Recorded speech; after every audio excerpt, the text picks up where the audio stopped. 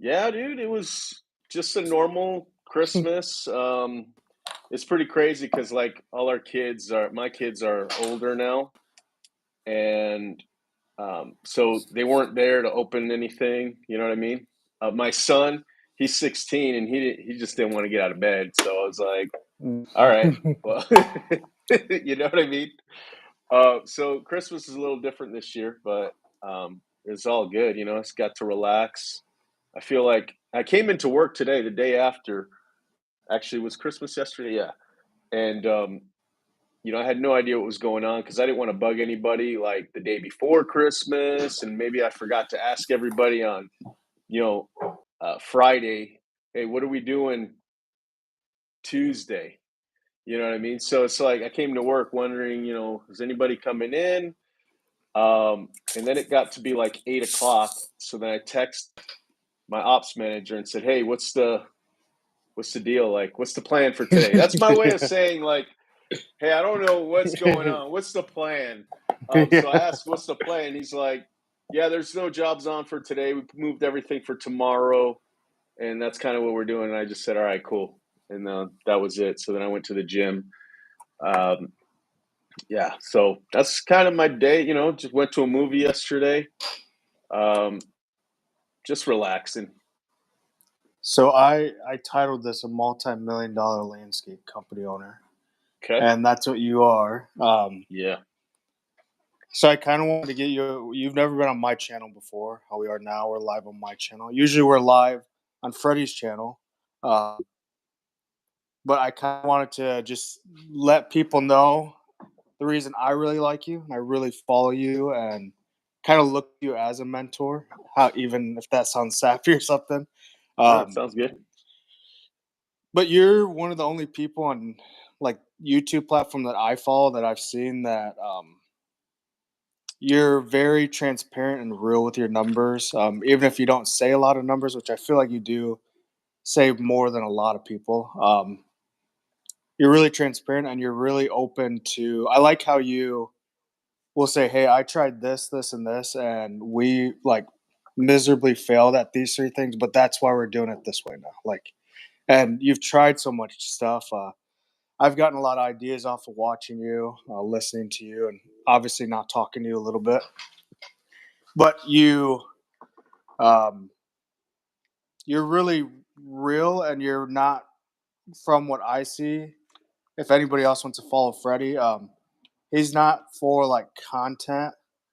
Or he's not like you're not like a clickbaity content guy. You're like, hey, I have something on my mind and I want to say it. I'm going to talk probably a little too long about this one subject, but it is going to get so deep that I don't know, it's just crazy how you kind of like you're so honest with everything and um it's not any like you can tell that you're just pretty much saying what's on your mind at that point, which is what I really like. I know obviously that's not everybody's cup of tea, but I like that better than watching people mow all day or something. I'd rather For sure. listen to someone say, "Hey, we did these 7 things and they all fucked us and now this is like your one man cruise. This is we run one man cruise, and this is why because we've tried all these different ways and you always say like to me this works, but I don't like if it don't work for you, it just don't work for you. Like, um, Yeah, which is dude. That's one thing. Sorry to cut you off, but like I I feel like I have a lot of knowledge to give, mhm. experience, but at the same time, I don't want to be like, this is how you need to do it because I'm a big fan of like every business is unique in its own concept, right? Yeah, Every restaurant you go to is like a different concept. Even if they sell the same thing, they deliver it in a different way. And I think that's what you can do with landscaping and lawn care. So I never want to be like, hey, this is how you do it because how I don't know every single way of doing it. I just know I mhm. love it. I love it, and that's why I think about it every day. That's even during Christmas yesterday, all I could think of was like, all right, what am I going to do when I get back? What's everybody doing? What's the dispatch board look like? Like, how are we going to get these jobs done? And things like that. Because, and that's why I go into things so deep because I really like it. and I try to think of every little way when I do something to see if it's going to work. Because you can pull inspiration from like anything, right? It's like you go to Best Buy. I'm trying to figure out without even trying, like, what are they doing that I can implement into my business, you know? And so there's so many different ways to approach it. And that's why I like letting people know this is how I do it. And also, like, when you tell people that this is how I do it, so I'm not trying to let you know that this is the only way of doing it. It Mm-hmm. also keeps the comment police down a little Yeah. too, because it's like, dude, that's how I Yeah. do it. You do it however you want to do it, and that's helped me out too in that way, because I don't want to be fighting comments Yeah. all the time either. You Yeah. know, There's but at the always going to same be time, somebody that does it a better yeah. way than you do it, which is But annoying. at the exactly, but at the same time, it's like this is my concept, like the way that I like delivering my services and employees and delivering it to this is how I like being a boss or setting policies.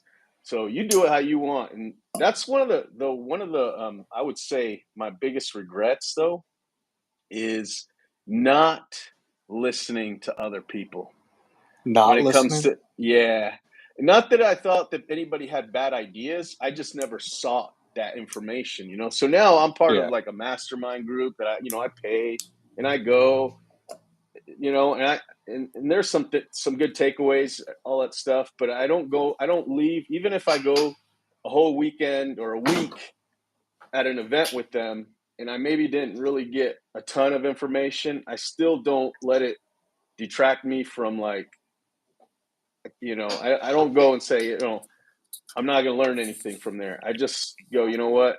I just didn't get inspired this time, but maybe I will on the Facebook group or whatever. You know what I mean? Because anybody that's part of that group or any of those groups, they typically like their business, right? They want to get Yeah. better. They're trying to grow, and so I like that. So that's kind of what I try and gain inspiration from too. But you said, you feel a little like I may be a mentor, but at the same time, I feel like I don't want to say like I don't know what the best word is, but like I want to see you grow. Hmm. Like I feel like you're not new, but I think there's so much more potential that you can do. I see the drive in you, and those questions that you've been asking me. It's kind of like, damn, I really want to see if Nico can grow this thing like however you want, right? Yeah. I know you don't want to like. I don't know if you want to skyrocket or what, like, but I know you want to be more. You want to have a successful business, and I want to see that. And so Yeah. that's kind of why I like doing the lives with you, because I, Yeah. I kind of want to see the progression. You know what I mean? Yeah. And I feel like it's weird because before I knew you were like the trailerless, and I'm not saying you like invented the trailerless setup or anything, but I used to have a really small van like 3 years ago, and I wanted that like a ramp of some sort. Like before, this is probably like 5 years ago. I didn't know about the ramp rack. I don't know if it was around or not, but I had like that concept in my head. Me and my brother did. We tried to like make it ourselves, but it really didn't work. Anyways, and then I went to like a ramp in a van, then a ramp rack on a truck, and then I found you, and I was like, "Holy shit, this guy like does like you're like what I want to be like, like setups with all like trailerless and one man crews, and it makes so much sense to me. Where I'm sure you get in like comments like how it's stupid or how I don't know. I'm just by what I put out, and I get comments on. I could put out me giving away money, and it'd be stupid somehow to somebody, Yeah, but yeah, uh, yeah, I always feel like there's even me like plowing. I plow the half-ton trucks, and everybody gives me so much crap about it, but I have my reasons why I do it, and it works. And uh, then there's other guys that have $300,000 and 3 3500s in debt that we don't get a snow all year, and then it's like you're paying on that stuff like that. Maybe I'm just a little small.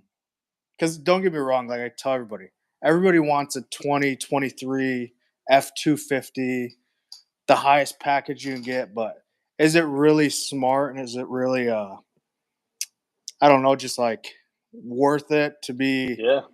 in the winter? Like that's a huge thing, but I always do think there's a reason why it works and a reason why it works for me and a reason why it doesn't work for you. And I think it's just like people lining up. But one question I thought about over Christmas a lot. I don't know why. I was with family, but do you think my dad's a business owner and he has multiple businesses, like 15 different businesses?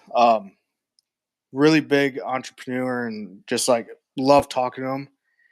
But he asked me this over Christmas. He said, "Do you think you need to be more selfish or selfless as a business owner?" And then he just kind of walked away, but he kind of Yeah, let me marinate on that. And I want to ask you that. I want to see what you say about that because I think yeah, there's a big explanation for both of them and kind of a totally. I deep thing. I think the first thing is you do need to be selfless at first, and at first, when I say at first, I mean like early stages to could be doing this for 10 years, like me. Yeah. Uh, Actually, I've been doing it for 14, but I feel like at some point, um, in in the evolution of your business, like that could come to some people a year 2, year 5, year 10. I feel like it came for me at year 14 this upcoming year, where I'm now. Not that I'm being selfish. I think that's kind of should never be the real word. It's Yeah. more like your company should be first. So in a sense, you're kind of making you got to be selfish for your company, not necessarily for you. But I think I'm at that stage now where it's like I feel like I've given everybody everything I possibly like. I fulfilled my dream with what I can give the employees. You Yeah. know, I'm at the point where my employees, if they actually like do what they're supposed to do, they could buy a house. If they Yeah. take care of their stuff on the side, like pay their debts and stuff and build their credit, they can actually get a house with my company because I have done that now for 3 people. Me being the fourth, like me and 3 others have bought houses because of this business. Okay, so I feel like I've given everything. That's just a small example. It's like Yeah. I do the pay for performance, right? So it's like everybody they can make bank really. I offer health benefits, all these things that are like super expensive, and sometimes like you know friends of mine will be like, dude, you giving too much. It's like whatever. But now I'm at the point where it's like, all right, we need the company to be healthy, and in order for that to happen is like we really need to be making sure that the people at the top are making what they've got to make because they got to run the business if I'm not here, right? So Yeah. it's just like healthy from all the way top to all the way to the bottom to the newest person. So now I'm at the point where it's like, all right, I know what I could give, I know what I've given, but now at this point, we got to follow procedures like for real. Okay, Yeah. like I've got an ops manager who's basically his only job is to make sure all the jobs get done and as labor cost efficient as possible. That's his two top things. In fact, Yeah. I've got to write like all the managers' top 5 things, like daily things what you got to look for, monthly this is what you look for, and possibly weekly this is what you look for. But this is it. So when I come in and I say, "How come the jobs didn't get done?" And you say, "Well, I had to fix the truck." You're fired. Like, Yeah. that's a little too harsh. Like, you know what I mean? But it's like that is the stuff that's on the side. You could have taken it next door and dropped it off at the repair shop, but nobody's going to come in and say you need to get done with your houses 2 hours earlier than you did last week. Like, you know what I mean? Like, Hmm. that's your job. That's your primary focus. And if you can't do that, you're messing up the company. You're Yeah. screwing the company over. Not me. I'm fine. I'm not whether the company makes like brings down the labor 20% than it was last year. I'm probably going to make a little bit more, but it's not like, whoa, I'm freaking. It's like I'm going to make good money whether we do 500,000 or 3 million. I'm still going to make more money than I probably should. You know what I mean? Yeah. So at this point, it's about the company and about making sure that everybody that's helping me run this thing, whether they're mowing or the top line manager, is making good money. It has to make sense. Yeah. You Yeah. know, so that's kind of where I'm at. But I feel like you do need to be selfish and selfless because at some point, especially early on, I used to always like make deals with everybody, right? So like if two Mo guys start at the same time, I might make a deal with this one guy and give him gas money to get to work. I might this other guy, I might make a deal where I buy him lunch every day. You know what I mean? It's like I was doing that this whole entire time until like last year, and then it's kind of like, all right, you guys really should be like everybody. They're driving new cars, like they're all the same employees from like basically 3 years. I have like the same employees for the past 3 years. Every once in a while, we'll bring one new guy in, and they have to wait because I got to make sure everybody's coming back in April or even March. And if they are, well, then I can't hire this new guy that comes like highly referred, from Yeah. other companies or somebody that I really trust. They'll say, "Dude, this is a workhorse," and I'm like, "Dude, I'd love to bring him on, but I already got 25 people like that I Yeah. can't I can't bring somebody on." So that's where we're at. So these guys, I know they're making good money. They're not quitting because they'd be stupid to quit, to be honest with you. And I've been told this by the foremans. They're like, "Dude, things are great. We got the same workers because they're not quitting. You're paying really great." Um, so I'm at the point where it's like I fulfilled my dreams with that. So now it's just kind of making sure that the company is getting done. So right now, as I say that, I am freaking trigger happy, like Yosemite back there, bro. I'm like, dude, I love all my employees. I got good employees, but if you're not with me at this point, you're against me. And so I don't want you here. Like that's how it is. Like I never thought that I'd be thinking like that. And like I said, all my guys that are here for winter, dude, I love them. I never want them to quit. I want them to all buy houses. And I think they all know that about me. But if you don't trust me with this whole winter thing and you're kind of complaining and threatening to quit, go, leave. I already gave Yeah. you everything I could. This is a freaking winter time. Like, what do you want me to do? And I'm not Yeah. saying that everybody's being, crying, but every once in a while you get somebody that's crying and it's starting to weigh on me because it's like, dude, think about it. You give and give and give. And yet, if it snowed 4 times in a row, do you think they're going to come to me and say, "Hey, everything's all good"? Hell no. They're going to be like, "Dude, I might need more money." It's like, Yeah. well, when it wasn't snowing, I was still paying you. And you know what I mean? So it's like, so all those kind of things start really, they start getting on you a little bit because, and part of it's my fault too. Like, you would think that by now I'd have something set up to where it's like, that's nobody's going to complain because everybody knows how it is. But it's just there's so many things going on. So I don't know if like my question was perfect, but basically, your company, you need to be selfish for your company, not for you at some point. Yeah. Because I'm a big believer that when you first start out, I'm not saying you do every job, you don't take every job, but my goal was to never tell a customer we can't take any more work. That was my goal. That was what I always tried to do. Um, and so I tried to try and be on top of it. I tried to be creative with the routing and scheduling and all this stuff, and even dealing with customers on the phone, just so I can never tell them we're too full to take any more work. Like I never want to do that. So I forgot where I'm going with that, but basically, when you do that, you take in as much work as you can, so that you can kind of get used to it, and your team will get better. And at that point, when things are crazy like that, like the ship is kind of like leaking all over the place, but the jobs are getting done. Maybe the money's not going into the savings account like you want it to, but at that point, it's like, dude, let me take care of you. Let me take care of you to your employees. Like I'm being selfless right now because I'm trying to. They're helping me with my mission, which is to make sure we don't tell any customers we can't do it. And I'm trying to build this thing, build this thing, build this thing. Um, and at the same time, you should be charging right too. You shouldn't Mhm. just be like you shouldn't be going in the hole knowing you're going.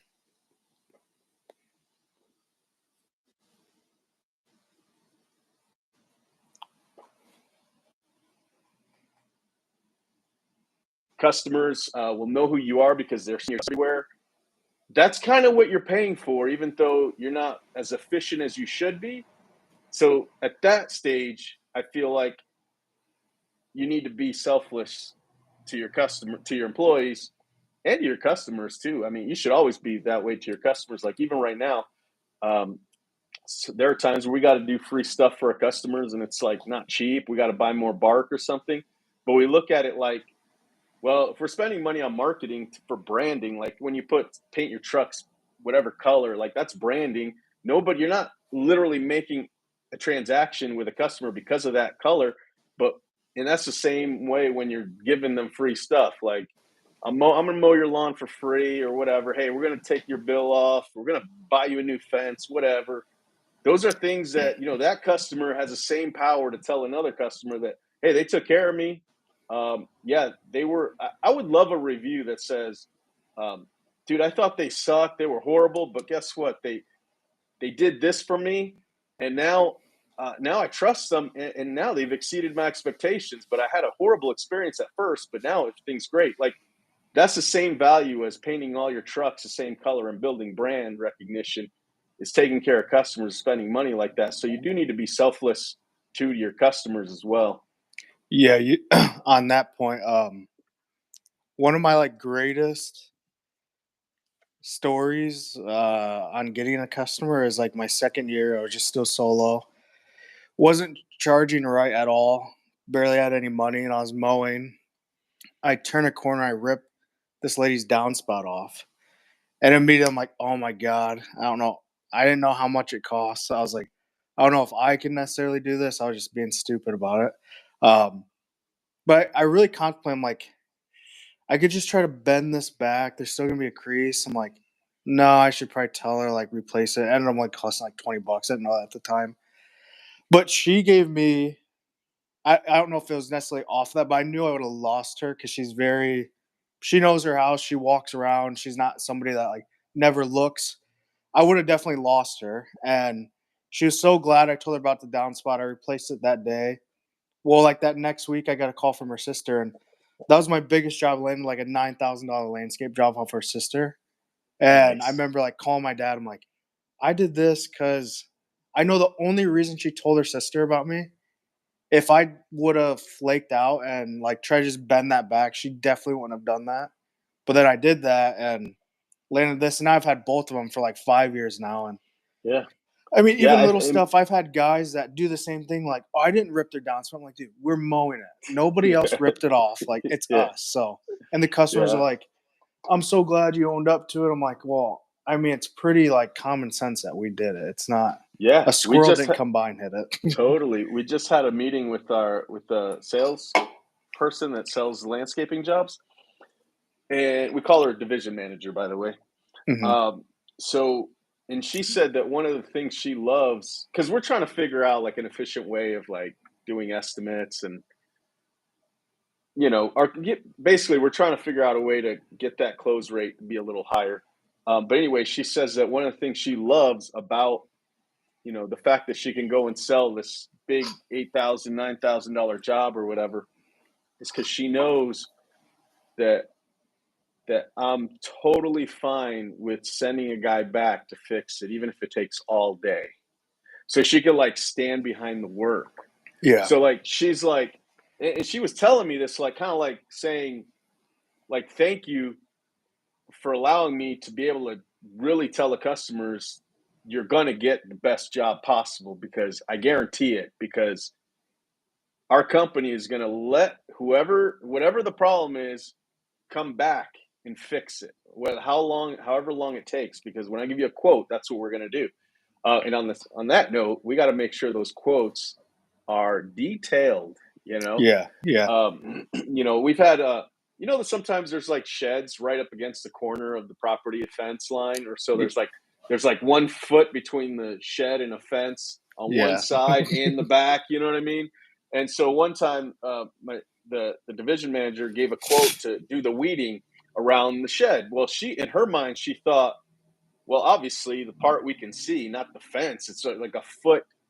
We can't even stand back there. Yeah. But the homeowner was like, "You didn't weed around that damn shed." You know what I mean? So it's like, and we were like, so, and not, normally be like, all right, just send somebody out. But this was like, even the foreman was like, it can't be done. Like, there's no freaking way. And so we read the first thing we do is we try to find the estimate and read that shit. Like, Yeah. What the Yeah. hell did you say? Did you tell them you would go all the way around and it says weed around the shed? That was it. So I'm like, dude, I don't remember who the foreman was at the time there, but it was like, you guys got to figure it out. I don't know how you're going to do it. Just get it done. It has to be done. I don't remember. It's been a long time now, but um, it literally took like a full day. So they couldn't do any jobs on their list that day. And these are the cleanup crews, right? That make most money. And they had to figure it out and they got it done. And then it was like, not only, I don't know if the customer ever like referred us because of that or anything, but I do know that we learned from it. It was like an expensive thing that we knew from that moment was like, you need to be super detailed on these estimates because these customers will hold us to it and we don't have a choice but to do it. It's like, we can't just say, well, common sense said we couldn't go around the other side. It's like, you said around the shed. So, so I like getting those. I call them like they sting. Those things that sting you because then you learn from it too. Yeah. What You is know, like if you were to say on your end, 'cause you've done it for like you said 14 years, what's the best advertising practice in your area, do you think? You see the most ROI on or I gotta say, painting the trucks and branding them all. Or wrapping them. yeah. I think that you can't beat that. Um, you know, especially if you've got like more than one truck. Even if Yeah. you have one doing that, it's probably a good idea. But I think that's the biggest, and then Google. But brand recognition, um, I don't know, man. We're kind of all over the place with marketing, man. We definitely brand all the trucks. In the last probably 3 years, no, 4 years since we've been painting them all, there's one truck that I bought and we didn't throw it in the paint shop the same day we bought it. Um, and that's my division manager. We got the truck a little late, but yeah, last year was kind of a mess. I'm just kind of hoping this year's gets over with and we can start fresh. Basically, we just have like 30 more days till my real. I know I always say my season started when snow season started. That's when my new year started, but really the finances start in like 30 days because that's when we start getting prepays, and Yeah. that's when we're just you know going to roll out the new kind of initiative, mission, whatever you want to call it, with budgets and everything. And I'm just really excited about that. What's your thought on debt in a business? Especially or I guess if you can Yeah, answer a I couple no, parts like yeah, beginning business debt and then debt now where you stand. You have obviously a lot more means now than you yeah. did when you I feel started. like I have a couple of opinions about this. One, I have a really good friend who just refused to go into debt, but wants to be the biggest company in the planet. And it's like, Yeah. dude, I hate saying this, but that's not how you're going to grow. Like, you can't grow that way. So I feel like you need debt uh, to buy equipment and trucks, and even like, you know what I mean. It's like you go into debt. So I'm gonna start buying new trucks just because at this stage it's financially makes sense to buy new trucks because I'm spending, not including labor, but over 150K just in repairs, not counting labor. So it's like it's going to make sense to start just throwing trucks away and replacing them with brand new ones. Because at this point, trucks that I used to buy for like $17,000 and they were only like, you know, 8 years old, maybe seven Yeah. years old. Uh, they're like brand new. They cost the same amount as like a brand new truck right now. You know what I mean? So it's like that doesn't that's not that doesn't make sense anymore like it used to. You know what I mean? But I've got friends that don't want to go. Like, I got a good friend that he won't go into debt to buy mowers. It's like, dude, the grandstands, yeah, they're 12,000, but you only pay. I don't finance them, but if you did, um, what are you paying? $200 a month? You know what I mean? It's Yeah. like, Yeah. dude. like couple 200 yards. bucks a month, and you can mow 20 over 20 lawns a day if you really had to with one person to mow that. You know how much money they would be bringing in if you did that? Yeah. But you're willing to not do that and pay two guys to mow half those lawns. So first of all, I think, but okay, so that's my one option is I think you need to go into debt, but I don't think you need to be stupid. I think I'm an idiot with spending money. I really am. But I think when it comes to debt, I'm not stupid. I go in, I buy I put my plows on debt every time I buy them. So I think I have 7 plows and I've done it 3 times. And the first time I paid off the loan, then I got like 2 or 3 more, I don't remember. And then I was almost done where I've got like $1,000 bill left, or I think it was $2,300 that was left on that $30,000 loan or whatever. And then I got a new one because we were ramping up snow again. So now I have that. I have plows that are, but in that, I think because now we bought salt spreaders and everything, we're in about $800 a month that I just have to pay. But I have, at this point, I have 7 plows and enough salt spreaders for all those plows. So I must have 7 of those too. You know what I mean? And we're a snow company. It's like, Yeah. so for the months of December, January, and February, yes, I have to pay that the whole year, but I have everything I need. You know what I mean? And once I pay that off, and I could, if I really save and do it, pay it off faster than the monthlies, I'm fine. The other thing is my Bobcat that we use to load the debris, and then I do have 2 trucks that I have on. Out of 20, I have 20 trucks. I've had 3 trucks, not including mine, not including my truck, 3 trucks since I started this company that are financed, and 2 of them are right now. Would And I've got 20 in the yard. I don't know how many I've had since I started this thing. You know what I yeah. mean? So I think I'm pretty good with the loan stuff. I did take out a loan last year to get me through. The winter was just nuts last year. I had too many people, and I took out a loan to basically help make payroll till the season started. And I probably took out more than I should have. So that kind of choked us for the whole year, and that kind of hurt the whole year. But that's another lesson that I learned. You know what I mean? And I won't be doing that again. In fact, I got an email from that company again today saying, "Dude, you qualify. Let's get you another loan." I'm like, unsubscribe. You know what I mean? Hell no. What's your So I thought mean, about yeah, going like right away, like first, second year, somebody gets out of a job they had, they have good credit, they could go out and finance.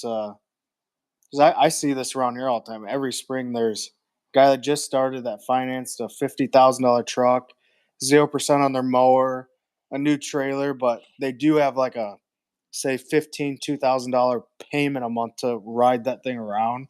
But they only have 7 yards. It's no, like, that's dumb. I yeah, wouldn't do that. I wouldn't do that. Um, so that's my second thing. So the second thing is, try and figure out if you want to do this first. Like do it as cheaply as you can. I mean, when I got my first mower as a 48-inch mower, um, so I bought it. I paid cash for it because at the time it was only like $2,300, like mhm. 14 years ago. Like it's crazy. And it was a pistol grip Lesco. Awesome mower, dude. Awesome. I like almost cried when I sold it because I just love that thing. But I didn't use it for like the last 2 years before I sold it. I just kind of had it there just in case, and then we never had to use it. And so finally, I sold it. I made a video about it way back when. So I sold it, and like, but at that point, well, I bought that mower pretty quickly.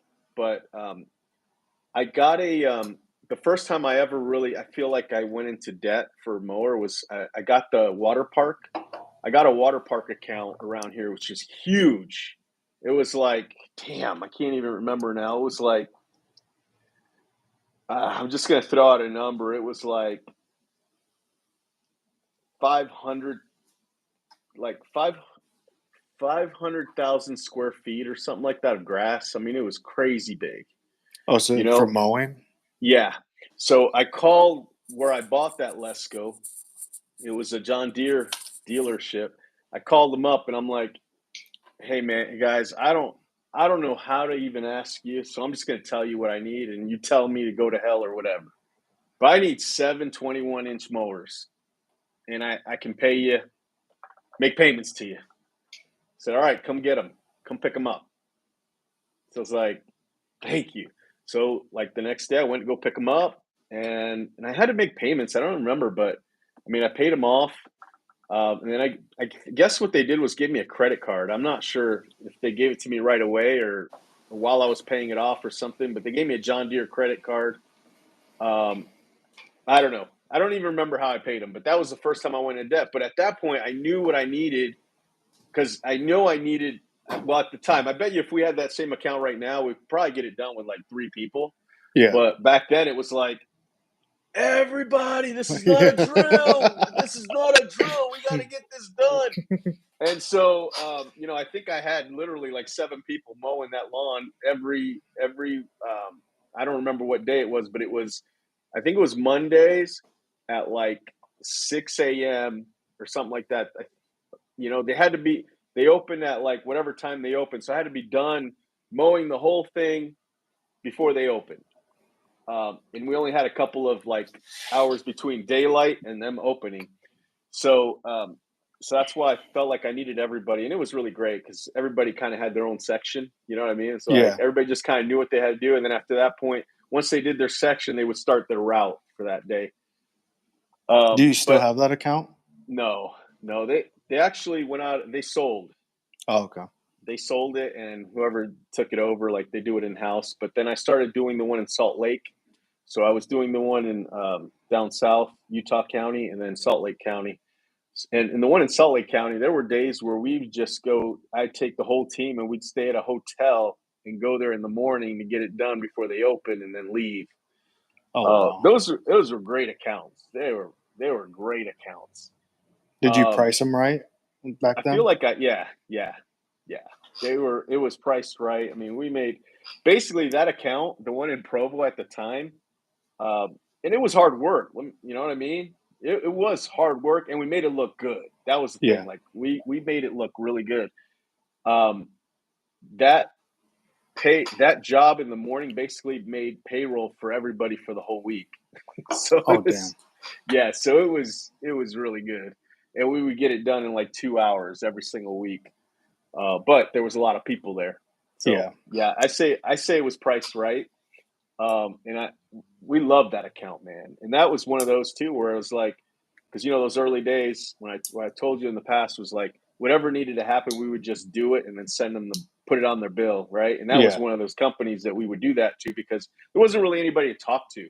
Yeah. You know what I mean? It's like if you ask a question, they wouldn't know who's supposed to answer me. You know what I mean? And then ultimately, I probably get to the owner, and I just rather just do it myself and just have them say, "Hey, I didn't want to pay it.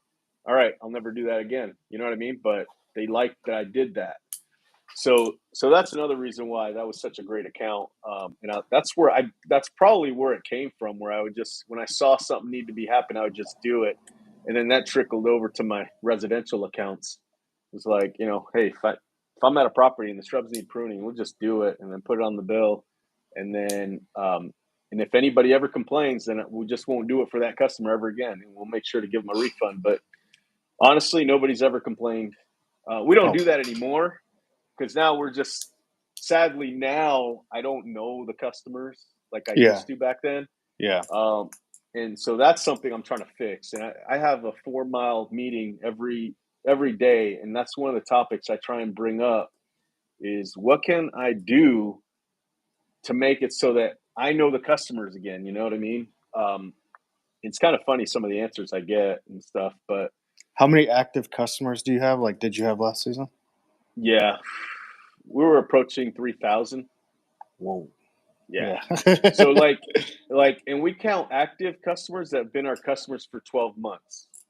So Okay. like maybe they weren't last year, but they're you know what I mean. They're still in our system, and that's how we count them. Just because we do so many services, mowing, we'll have customers that just want us to mow, just want us to do sprinklers, just garden cleanup one time. You know what I mean? So we call it active if they've been our customer for 12 months to date, year to date. You know what I mean? How do you Uh, retain that many customers? As in, I guess the better question is like going into this next season. Do you have them on contract every year, or do you just say, hey, if you don't no, say anything, we just keep mowing next year? Or it's kind of like a True Green thing where they do that, you like know, roll over? no, we did do that for a short time where it was like we just would mow and then they're just on our mowing. Hmm. The problem is because we do so many services, we kind of have to let them know because we don't want our crews that mow go on their property not get paid for that, and then the garden guys not get paid for that. A lot of our customers, they trust us so much that we charge after every service. So that's the other issue. And then so we have customers that this has happened where we've mowed or did something for 5 months, and then they finally realize we've been charging them, Yeah. and then they get upset. You know what I mean? And it's like, dude, but so because of that, we kind of have to let them know because we don't want to get into it that far and then have to give a refund or deal with whatever. So, yeah, but What is their thing yeah, though? Is their thing that we didn't want you guys to do this, or because there's no way they can't realize their yard's getting cut every week, right? In 5 months, I mean, that's the way you think. But when they're saying I didn't know or I don't live there, that's not my house. That's it's one of my properties that I maintain. You know what I mean? Or it's one of my properties, and I didn't know because we haven't turned the water on all year. They'll give you every single excuse. You know what I mean? And it's like, what can you do? Honestly, it's like, look, Nico, we've been mowing your lawn for 5 months. You just now telling us? yeah, Yeah, but I didn't authorize that. Okay, the end of conversation. You know what I mean? So, if we had, so in the past, we have had emails that were like, hey, like we would send out now, right? Like, or whenever. Now we call it the February deal. So we send out the Feb deal the last week of January yeah, and let everybody know that, hey, if you prepay for services now, you get this 5% discount or whatever. And just so you know, if you don't respond, we're still going to mow. Like we start mowing in April unless we hear from you otherwise. So that may be that. But uh, like I said, I think because we do so many services, like we do so many things, and they're all like reoccurring. yeah, We gotta get permission because a lot of these customers, very rarely do we just mow for a customer. It's like we'll also do, sprinkler work for them or turn on, uh, garden maintenance. So we don't want to get tied into this thing where we think everything's fine and then we find out it's not. So yeah, we have to tell everybody, but it's fine. I mean, communication is probably our strength. That's how we keep retention. Is we'll start sending emails, February. yeah, Um, and we even have like a button on some of these. They're all button stuff emails. It's not just like reply. It's like click this button, and it doesn't automatically get our CRM to like schedule service. It's another email back to us, but it's easy for the customer to press that button whether they want a service or not.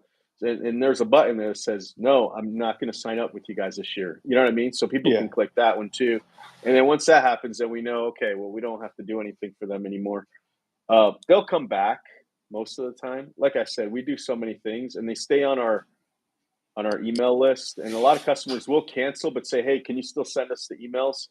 Um, just because we let them know, "Hey, it's time to prune roses. It's time to, you know, plant the bulbs. It's time to do spring wake up package. Power raking is this is the time when you do it." Like we love to send those emails that this is the time to do this service, yeah, and customers like that because that's when we get like that's how we book jobs. It's like we send those out, and then we get those emails. Yeah, sign me up, sign me up, sign me up, sign me up. So I would say that's what helps us, but at the same time, I'm just not super happy with the like I don't know the customers, you know. Like Yeah. we'll have customers that I actually do know because for whatever reason, I just know who they are, but they'll go on like 5 minutes trying to explain to me who they are, Yeah. you know, because they literally don't know if I know them, and I'm like, you know, they're like, yeah, I live on this street. I've been your customer for this long. Rachel did a quote for me, last year. I'm the one that you guys did a treehouse, whatever, blah, for. And I'm like, no, Alex, I know who you are. Like, Yeah. okay. So, but that's how it is. And that's the customer that I do know. Imagine all the ones that I don't know.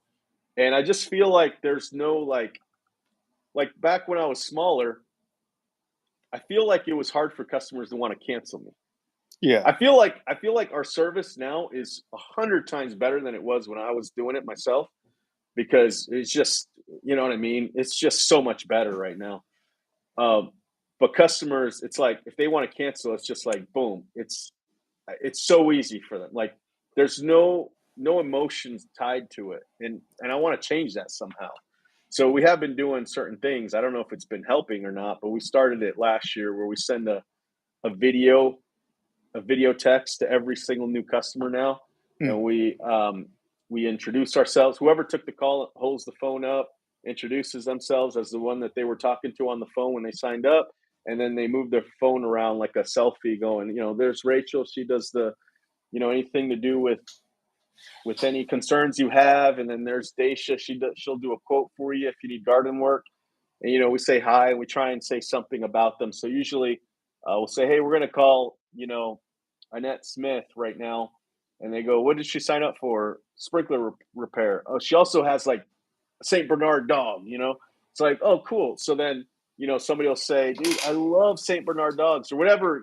If Yeah. genuine stuff, real stuff, like if somebody really likes a Saint Bernard dog, they'll mention that. You know what I mean? But we always try and throw some information to everybody so that we know them a little bit and what city they live in, um, things like that. And so we'll see if that helps. We get replies back by text saying, "Yeah, thanks for that. Appreciate that.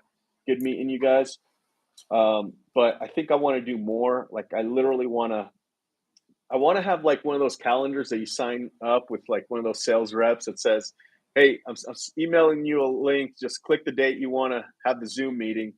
I want to do something like that, but not a Zoom. I want to actually go on their property, so everybody would have the option of like opting in to do that if they wanted me to walk the property with them. Just not trying to upsell them on anything. Just show me your property. Show me how much you care about your property, uh, because I Yeah. remember every single property. Like it drives me nuts when I go to a sprinkler guy. Hey, Annette Smith is trying to remember what you did there, and they're like, "Who's that?" I'm like, she's the one with the big red barn door. Yeah.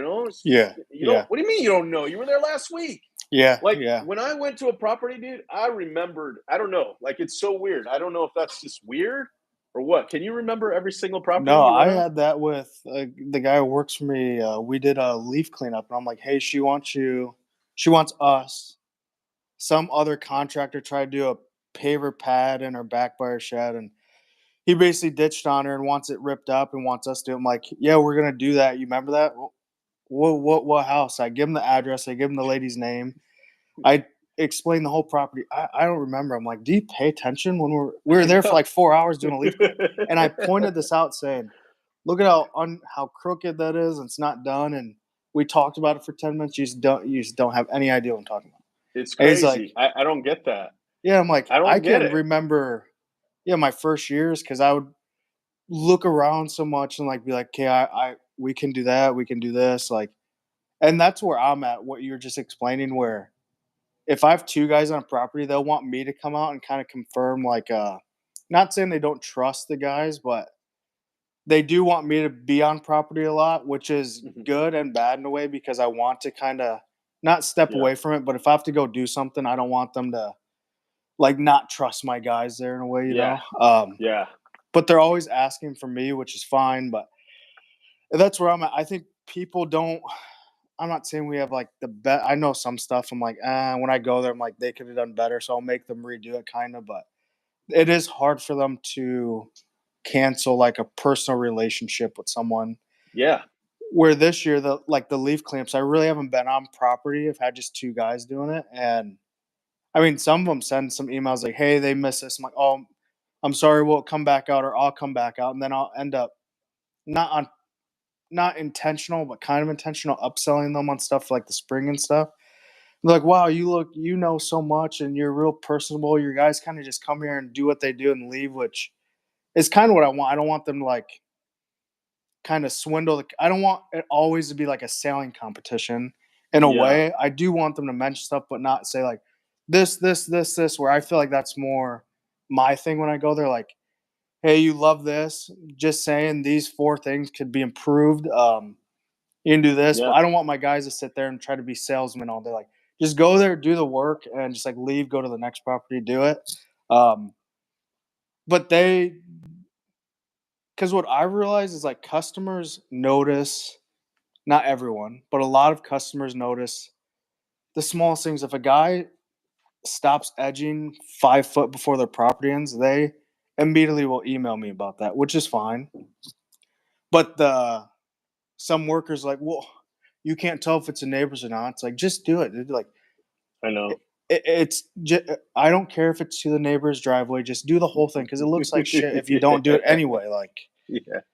Yeah. So, it's when I have my 4 mile meeting with on this topic, like, hey, what do I need to do to make it so that we build a connection with the customer? So it's like, and the estimator, she says that that's what she does all day. She's like, I'm already doing that. yeah, So it's like, so I got into it with her, like, tell me more about it. Like, what do you mean? Like, I was like, do you know their dog's names? She's like, yes. yeah, I'm like, and I know too, like, but that's the thing, dude. I just my division managers that I've always had, they've always been like this, even from the first one. Like they take ownership of those customers, and like when they need something. So like, for example, my division manager will do an estimate of like, $1,200 or whatever, garden cleanup or something, and then 2 weeks later they text her, they say, "Hey, how much do you guys charge for mowing?" Like, it's now her customer. You know what I mean? It's yeah, like, yeah, so then she'll look it up, and then she'll tell them, she'll send them the quote, and then sign it up, and then somebody's there mowing her lawn, and I didn't know about it, neither did Rachel or anybody. It's like she just did it because they just dealt with her. And a lot of times, like, hey, when they came and trimmed this, they killed this rose bush, and they text her. You know, yeah, yeah, so I was like, well, then you're kind of doing what I want. Like, have you noticed that those customers are leaving? Like, but because it's a different person, I don't know how to track it. You know what I mean? Like, because I'm not like data driven. I'm not like spreadsheets. Like, I'm trying to be, but like, I know I would know if like somebody canceled that I knew who they were. You know what yeah. I mean? But because somebody else is taking on that role, and if you were to ask her, she's like, I'm already doing that. Like, she says she knows everybody in the property and the house, the dog's names and stuff. So that is something too that comes with, more people and good people who know what, who actually want to do a good job. So So in a if you way, have we are like doing that. if you have your garden crew on property and do homeowners that you service, do they ever come out and say, "Hey, can you guys trim these bushes and how much?" Or is it more they just email or call your office and ask them? Or do they ask your employees a lot of stuff Yeah, or they will. I think, I'm just kind of speculating. Well, okay, I'm gonna tell you how it is. They, my Mo guys, they're not allowed to touch the gardens. They're not allowed to. So a customer will come out and say, "Hey, will you guys just?" Because how sometimes they're like, there's a big giant ring either around a tree or around a garden, like a kidney garden in the front yard or whatever they yeah, call those. yeah. But all it is grass, like Yeah, like go totally weed eat grass. that quick or something? You almost don't even see the curbing anymore. It's just kind Yeah. of like you kind of know it's there, but kind of don't.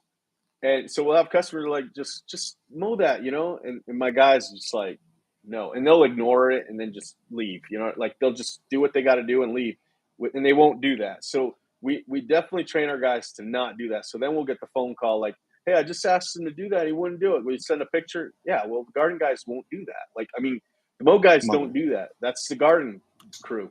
And then we've developed our tool belt of stuff to say, like, because there could be garden drip lines in there, and then the mower's going to break it, and then we're liable. So that's why they're not allowed to touch that, or whatever. We can tell them there are rocks in there that we can't see right now, and that'll mess up the mower, so they're not allowed to go in there. So we got a bunch of stuff we usually say, but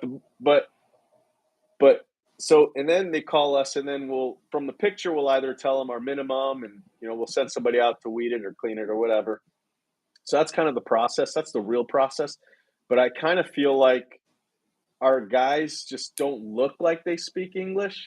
So I think my customers just don't even ask. That's what I think is happening, but I don't know for sure. Because sometimes I'll ask the workers and they'll say, yeah, they came out, but I don't know what they said. You know what I mean? Or they just waved. They didn't even talk to me. They just waved or something. And then I'm like, all right. So yeah, it's a little combination of that. Well, yes, I never really. Well, I understand it now, but I used to work for a guy that had a landscape company, and all we did was apartment buildings, and sometimes other guys would sit there and like weed eat beds like that are really overgrown. And remember, the foreman on the site was like, I mean, so mad that we were doing it, and I was just following the other guy. And I asked, I was like, why don't you want it to look so good when we leave? Like, this looks like shit. Why would you not like take care of it? And then the owner came out and he's like explaining, which makes total sense now. He's like, one, that's not part of, we're not doing this for free. We don't get paid to do this. Two, that's upsell work we can get. So I want to make more money off this person. And that's why you guys don't touch this. And three, like what you said, you fling a rock, you break a window. One, we're not getting paid to do this. I have to fix a window. Then we look stupid because we're breaking windows on the property, like, which it makes all sense now. But at the time, I was like, just make it look good. But I was kind of like an overachiever, I guess, for him, Yeah. for Yeah. whatever reason. But I've had a customer that like was on the phone with me for like he wouldn't hang me up like over an hour yeah. explaining why my Mo guys should also trim the bushes. And it's like I hear you. It's just on our model to do that. Um, Bottom line, we wouldn't be able to finish the route if our guys had to do that on every single property. It's like so we have to do that service done, and then we've got another crew that can do all of those too. So you know what I mean? It's like efficiency. Customers just don't get it. Some of them don't. Some of the workers don't either. We'll have even my ops manager. He'll say like, "Oh, we could have the guys do this and do that and do that."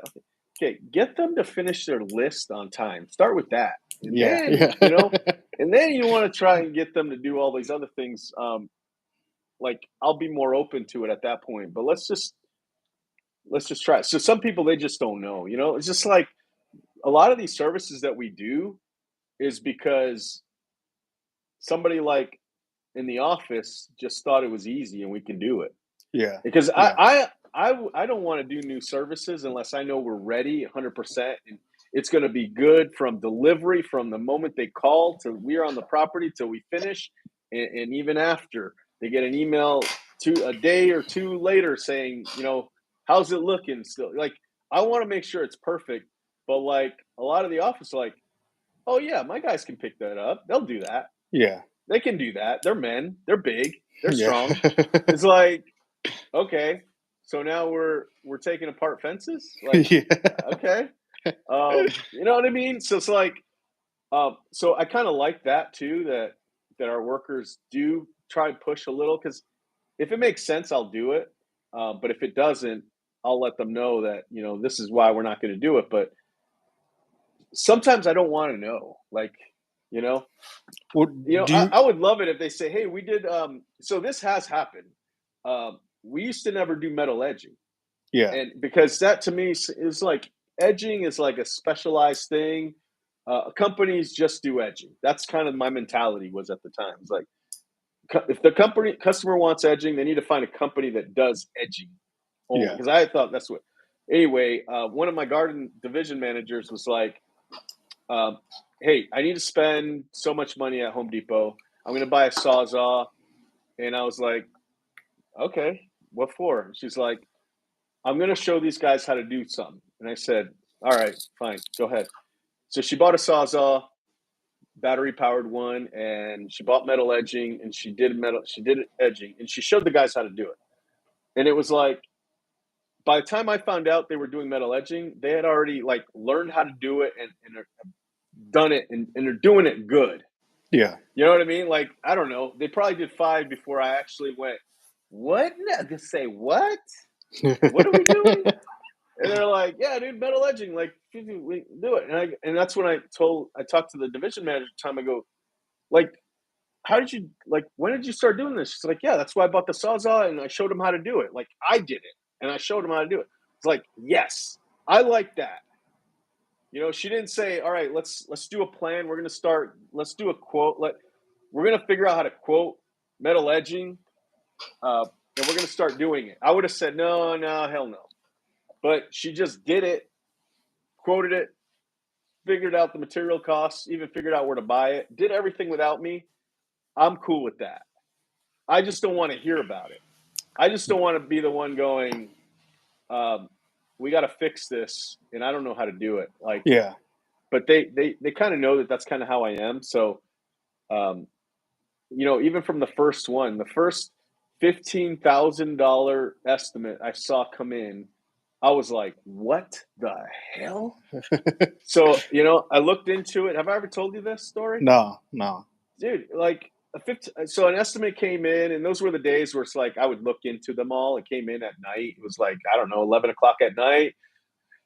Estimate accepted came in, and I kind of I clicked in it and looked into it, and I was like, $15,000. Like, what the hell? It was 11 o'clock.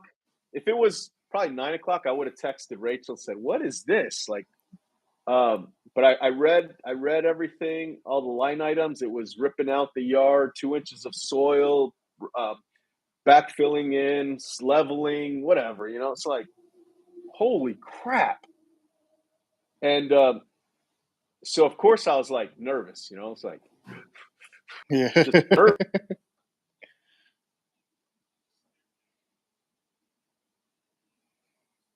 Yeah. She opens the door. She comes in and says, "I got it." That's the first thing she said to me, just like that. Put both hands up. I got it. And I said, dude, I don't know what you're doing, but I don't want to hear anything about this thing. I don't want customers to call complaining. You're handling it from top to bottom, everything.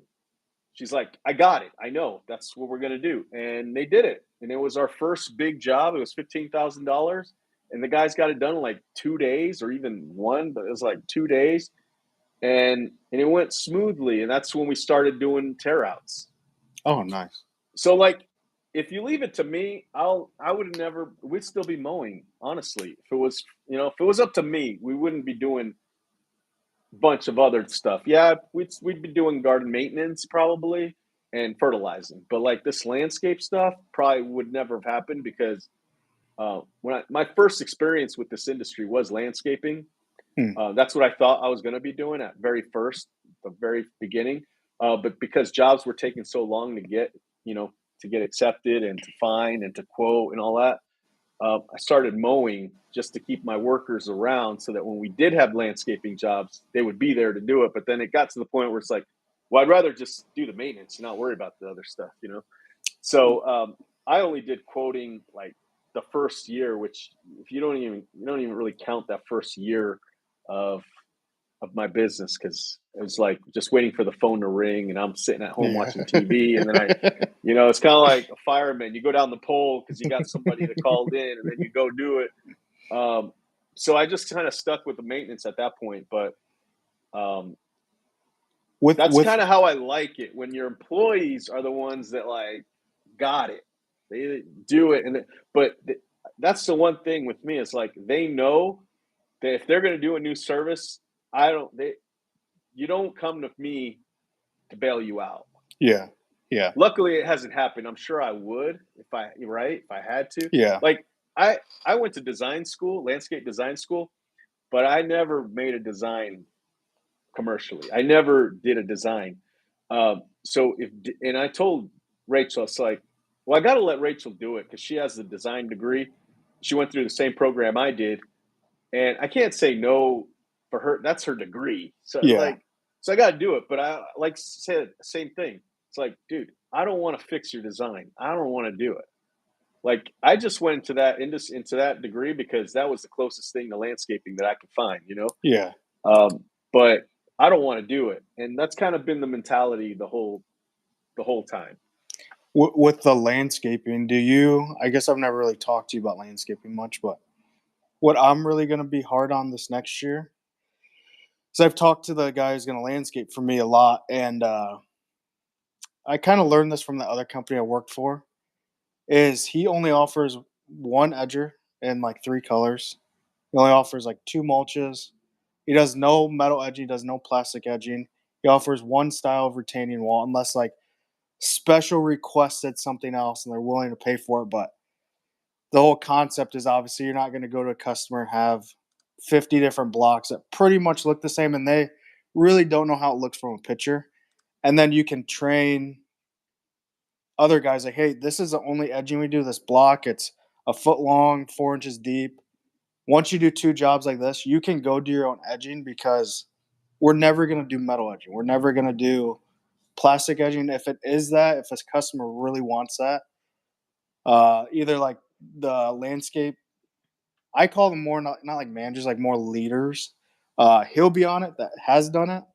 But my whole goal is to be so simple that because my problem is I bring a new guy on and then you try to teach him 1,000 different things with 1,000 different products and stuff. And it's like, okay, Yeah, well, Monday we have a metal edging job, and I know he don't even know what it looks like. I'm gonna have to hold his hand the whole time. And if we have 50 edging jobs all the same block, okay, by the fourth one, I can probably leave him there and he does it, and he knows how to do it. Do you do stuff like that, or do you do yeah. whatever the customer says?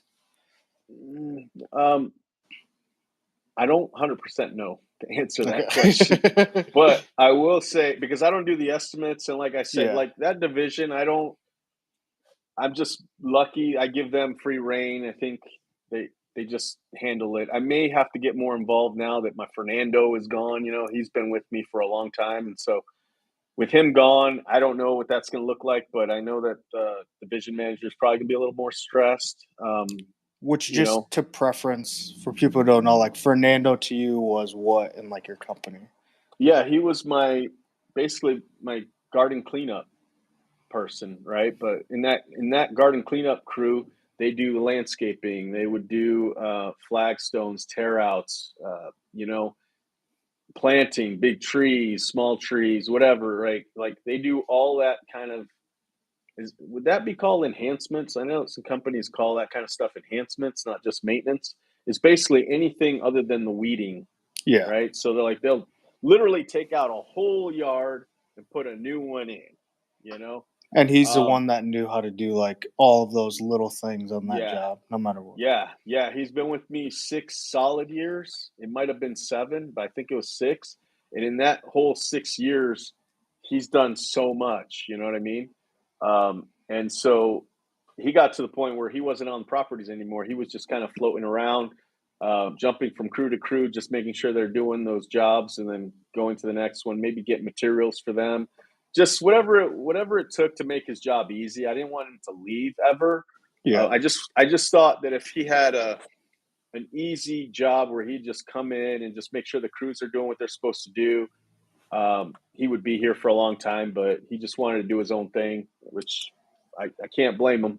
He's already come by like so many times, just stop by. Even during the winter when he drives by, he's doing Uber Eats or whatever. You know what I mean? To get through his first winter. Yeah. It's his Yeah. first winter on his own. So he'll stop by and he'll say hi. And then he's like, "Oh, I gotta go. I got a job to do right now." So um, yeah. What was the question?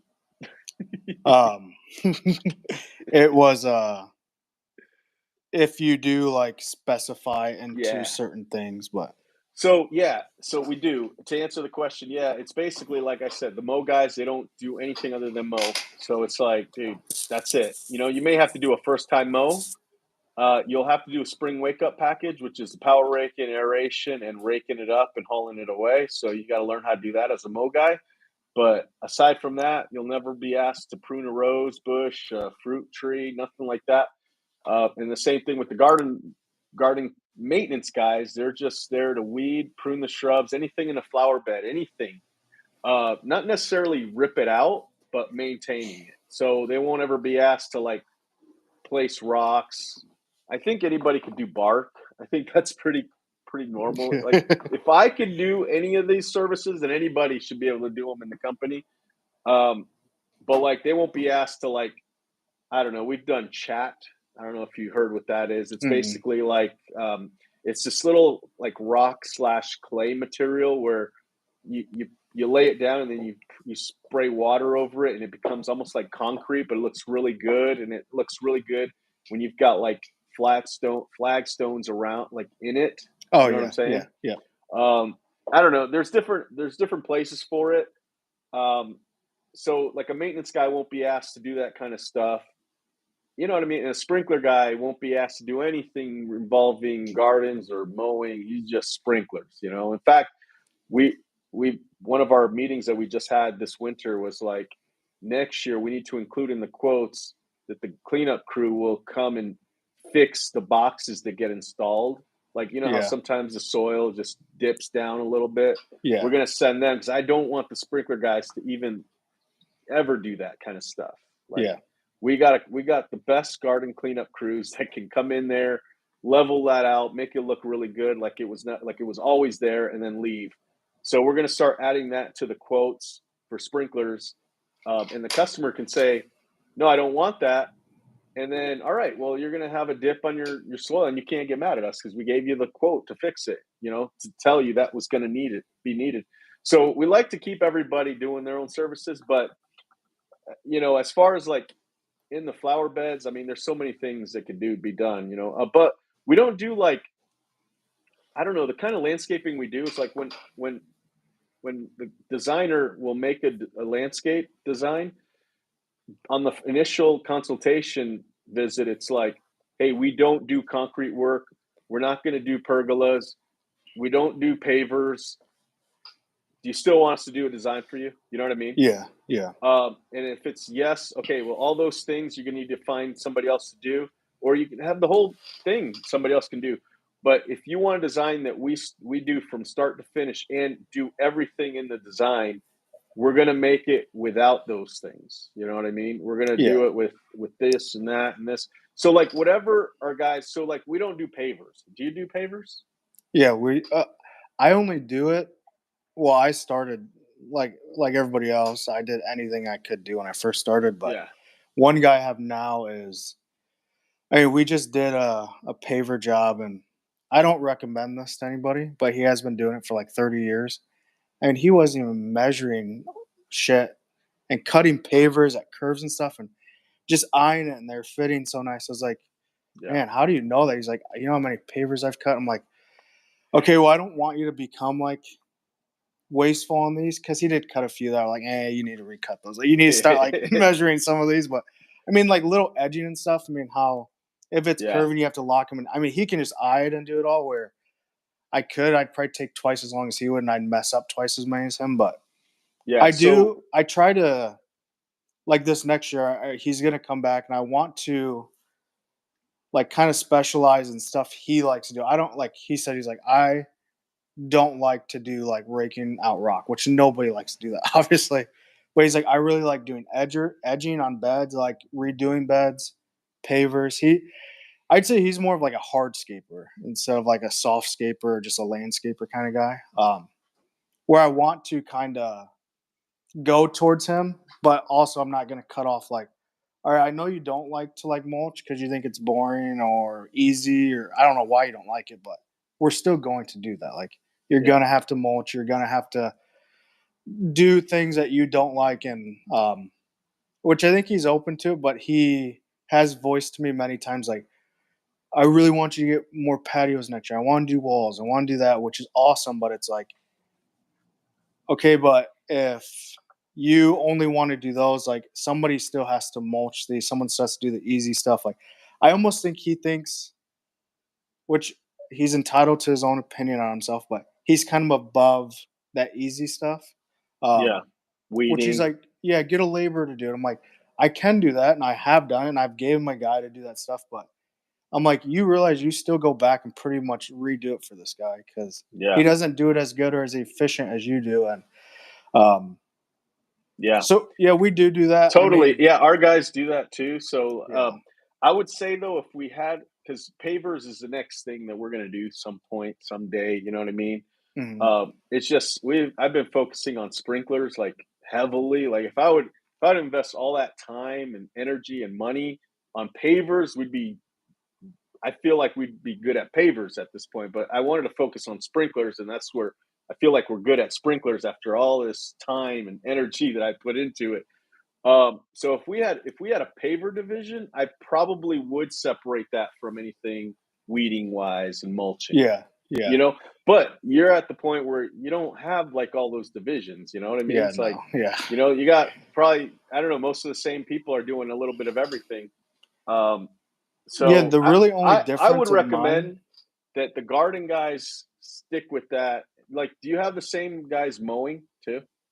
No, so the only difference I have is I do have a guy that would go out and kind of rip out and clear out beds like garden maintenance. We don't really do a lot of like every week we go here and pull weeds. We do more of like a full rip out, and then Joe, the other guy, will go in and reinstall like edgers, and he knows a lot about plants around here. Kind of pick the plants, and the guy will be there and kind of help him. And then usually I just mow everything because I don't have another guy that mows. I've had guys that mow in the past, and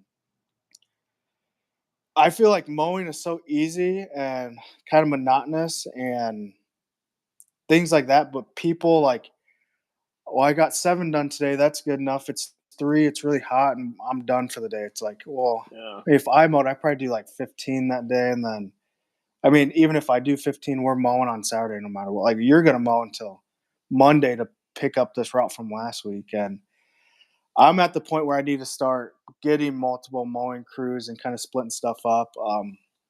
This year was kind of weird for me because I think, in total like 6 different guys, and 2 of them are still with me. But it's almost like I get real, which this isn't a good quality of mine, but irritated. Like I'll have a guy mowing with me, and it'll be 2 o'clock, and yeah, it's 90 degrees, but you kind of signed up to work outside.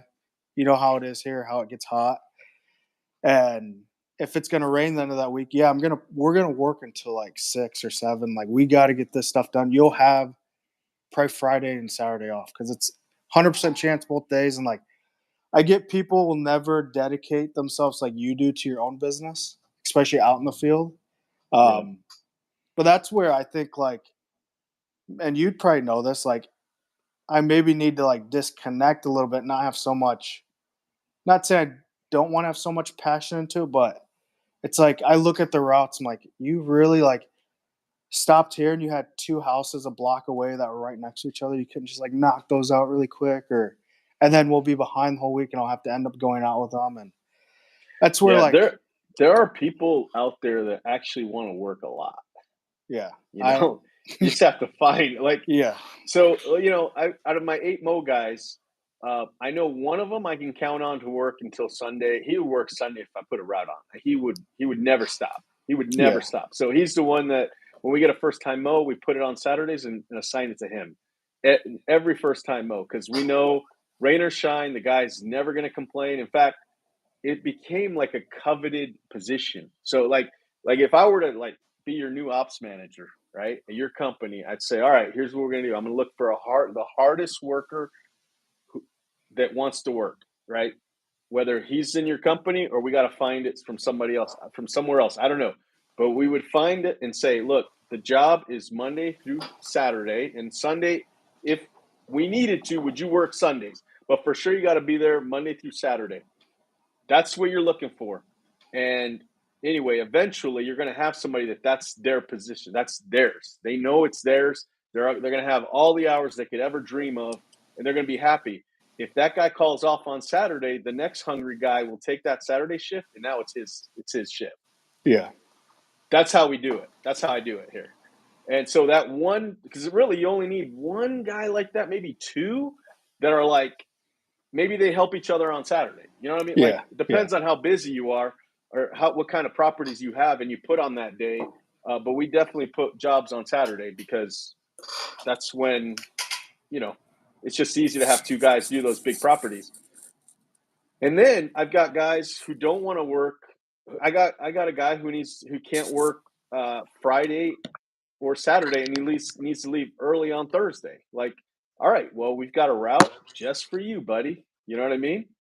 But you better not complain, or I'll hire a new guy who get that shift. You know, Yeah. so that's kind of how it is. Like, you can't have a workforce that's ready to go Monday through Sunday, every single person, because it's not just never going to happen. I don't think. But you can have one person that can work all those hours, and then another person that could work like a 9 to 5 kind of thing. You know, I got a bunch of guys that they're fine working till 3 or 4, 5 o'clock. You know, um, pretty much everybody else, but you've got these two guys that are always kind of hungry, and there's like, because of that position is so like, um, it's appointed, you know, or like, you're anointed that position of, have many hours you want because we're going to give it to you for Saturday. Um, there should always be somebody waiting for that person to mess up. Yeah. Yeah. And they just kind of know it. Like, they don't complain. They're like, just if he ever doesn't want to do it, give it to me. I'll do it. And then then now the other person's waiting. So that's kind of what I would recommend in your shoes, to get somebody to do all those mowings. Just give it to one person. Just have them mow all of them by themselves. If you can do it by yourself, somebody else can do it by themselves. That's the other thing. I thought I was the best mow guy on the planet. I swear. I thought that I became a mow guy because God said I should be mowing. Yeah. Because when I mowed a property, the customers just were so happy with me. I actually liked doing it. You know what I mean? I would make sure the patterns were different. Like, I would make it look as good as possible. And then I never thought anybody else could do as good as me. And then it was like, I don't know whatever ended up happening, but these guys started mowing, and it was like, holy shit! Like, I didn't even know you could do that. And they're Yeah. like, yeah, whatever. Like, they're better than me, like guys that were better than me. And so then that's kind of when I realized, oh, damn, like, people are actually better than me. And I'm With okay with that. with that, when you first got out of mowing, this is what I found when I hired my first mow guy, trained him, and then I sent him out on his own route. That like first 2 weeks, I got so many calls. Hey, like this is what I mean by customers notice everything. They could notice that it wasn't me doing it because they're so accustomed to how I do it. And I actually got like 4 people I remember dropped me because I wasn't on the yard. They just wanted me, no matter what. For some reason, they just want me on there. No, not saying I do better than the other guys. I think he mowed better than me, um, but they just liked the idea of me being on there for some reason. Um, Yeah. did you ever I, notice that? That like yeah. that like Yeah. Yeah. Yeah. I've also had it where, yeah, people cancel because I wasn't there. Um, I also had people go, "Where's John?" yeah, It's like, well, he doesn't work here anymore. Well, then cancel it. I don't. If you don't, not sending John, I don't want. Like, you'll have people that like your employees. yeah, You know what I mean? It'll happen eventually. But at one point, like, so we still do it now because we're a very route dense kind of person, right? So like, we're not. If we got, I don't know, 15 houses right next to each other, we're not going to have that same mow guy go across the city to mow 2 properties and come back. So we'll have customers that are upset that Ben's not mowing my lawn anymore. It's like, I'm sorry, like, he can't. Like, yeah, we have this other mow guy who's good too, and you'll see, but we're not going to send Ben to go mow your lawn. It's too far from his current route. So we've gotten really good at that, but that is something that you just have to get past. Um, People will cancel and they'll come back. If you're good, they will come back. You yeah, know, if you treat them good, they'll come back. You know, they'll go find another company, and then the first time they screw up and they don't get the service call back like they got with you, they're going to come back. yeah, So I never really worry about that. I mean, that's going to happen whether you mow it or somebody else, like in your own company. But like sprinkler guys. I mean, I had a point where it's like I I only had like one sprinkler guy, you know, Yeah. and the customers are like, I don't want him. He has a bad attitude. Well, then you got to call somebody else. Like we can't. So that kind of helped us too with that whole mowing thing because we were so used to it with this. Because for a long time we only had one sprinkler guy, and it was like, well, if you're not happy with him, then you got to go find somebody else. And it was never the quality. It was just kind of like.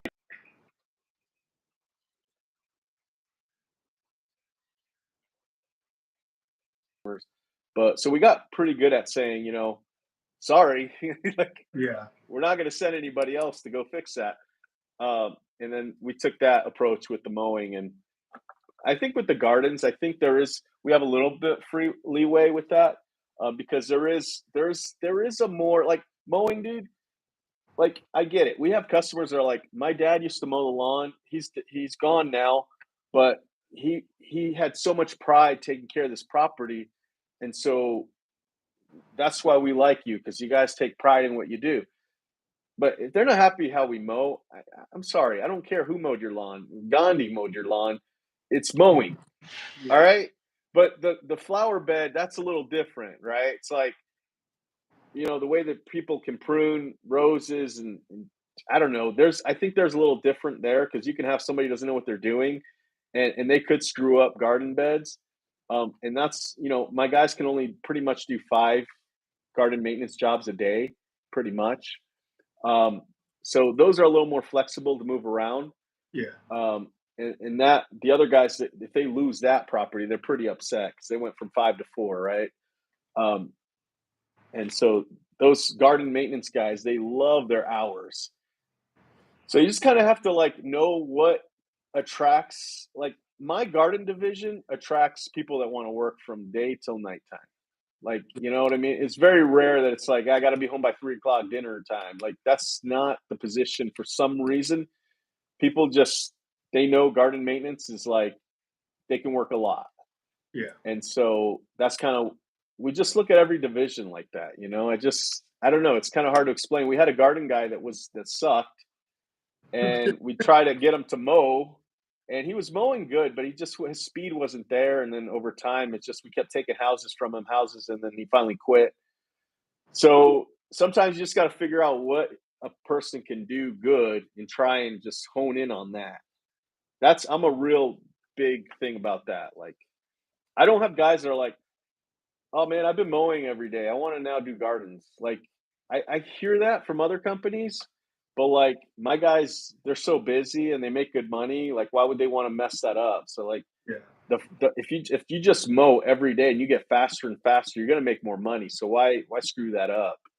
Like that's probably what they're thinking. It's Yeah. like That's where because I'm what at with this guy who wants to do a lot of favors and stuff. That's why I want to like push to that to get him to do what he likes and like I don't want him to be weeding if he hates because I don't like to weed. I hate right. pulling weeds and Yeah, I as don't long as want. you're honest, as long as you're honest, you say to them, dude, I just want you to do pavers, but I need until I can find somebody because Fernando would do the same thing. He's like, dude, we need helper, we need helper. Okay, go to the so I'd go to the labor hall. The what do you call it? Temporary agency. Yeah, Hey, I like, need a worker, and they would get a worker who, quite frankly, doesn't even know the difference between a pencil and a shovel. Like you know what I mean? And then I'm like, there you go, buddy. You said you wanted somebody. There you go. Teach them how to do it.